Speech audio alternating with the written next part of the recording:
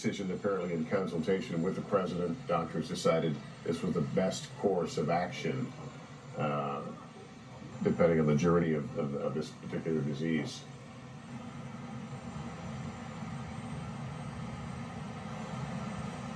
As we watch this, let me go back to Hallie Jackson. Hallie, what has it been like at the White House through all this? Surreal, Lester, in a word, and I think that is just the objective experience that I've had as a reporter covering this. The President of the United States, after months of this country being in a pandemic, now becoming one of these 7.3 million people in this country who are fighting or have fought this virus here.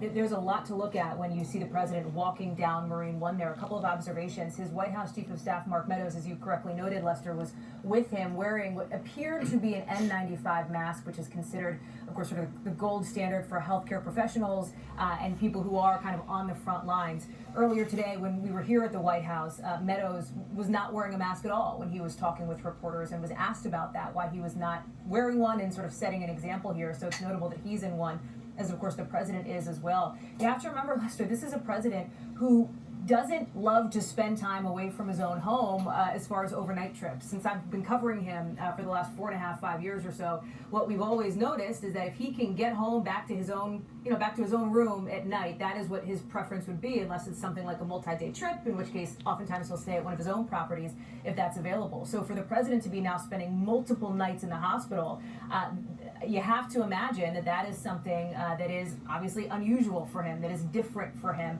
and that is some of the reporting threads that we're working on here.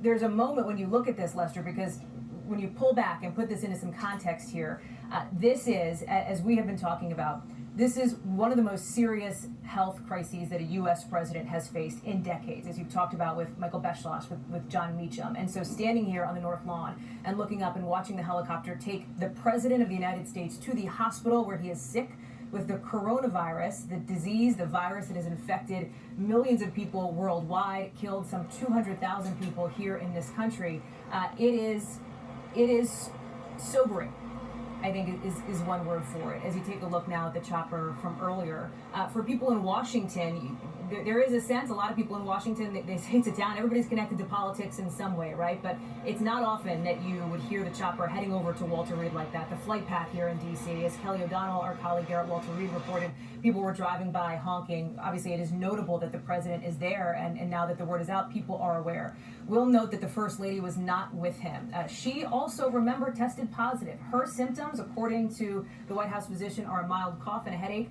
Also remember that the president and First Lady's son, Barron, is home. His school had been virtual, for example, and so that is obviously potentially a factor here as well.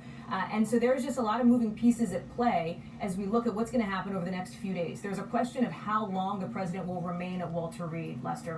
I've been talking to sources. Nobody will go beyond just saying a few days. It seems like they want to keep that a little bit fluid, just in case they maybe tack a day on the front end or the back end or whatever. If it does end up being only a few days, Lester, it is likely that the president is still going to have to isolate if he does end up coming back here to the White House after a few days. And that is because of the CDC guidelines when it comes to somebody who is tested positive for coronavirus. For somebody who is showing symptoms of coronavirus, the isolation period is 10 days after the onset of symptoms if they start improving, and 24 hours fever-free. So those are the thresholds, the parameters that likely, if the White House is following CDC guidelines, the president would have to end up following along with the First Lady in order to be sort of out of that isolation period, Lester. We know that Vice President Pence is here in Washington. He is somebody that obviously I think a lot of folks are eager to see as well. It is my understanding, based on a source familiar with the vice president's travel, that he had not been expected to travel before the debate anyway, which is of course next week in Salt Lake City. But as of today, had still been planning to travel to Salt Lake City, we are told, on Monday and spend time there prior to the vice presidential debate. He also had a slew of travel planned after the debates, hitting some of those battlegrounds, doing some campaigning. The vice president's physician has said that he had not had close contact with the president, and so he himself did not need to quarantine, and the expectation was that his schedule would continue on as planned. Of course, now that the president is at Walter Reed, that is another avenue of reporting that we're working on as well, Lester. So to get back to your initial question, it is history here at the White House, and I think that everybody feels that.